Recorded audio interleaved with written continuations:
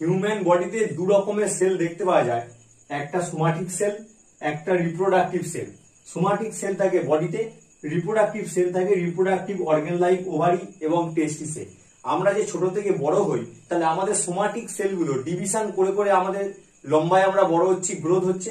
যে ডিভিশনের মাধ্যমে একটা সেল থেকে দুটো সেল, দুটো থেকে চারটে, এইভাবে আমাদের প্রোগ্রেস হচ্ছে, সেই ডিভিশনের নাম হচ্ছে মাইটোসিস। একটা সেলের ভিতরে ক্রোমোজোম নাম্বার 46 হিউম্যান বডির ক্ষেত্রে একটা সেল থেকে যখন দুটো সেল ফর্ম করবে, তখন প্রত্যেকটা সেলে ক্রোমোজোম নাম্বার 46ই হবে।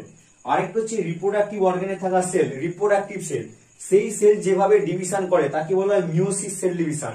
এই ক্ষেত্রে ক্রোমোজোম নাম্বারটা হাফ হয়ে যায়। 46 ক্রোমোজোম ছিল একটি সেলের ভিতরে, সেটা যখন ডিভাইড করে স্পার্ম আর ওভাম তৈরি করলো, তখন দেখো ক্রোমোজোম নাম্বার কমে গিয়ে হয়ে গেছে 23। এই রকমের রিপ্রোডাকশন, এই রকমের সেল ডিভিশনকে বলা হয় meiosis cell division or reduction.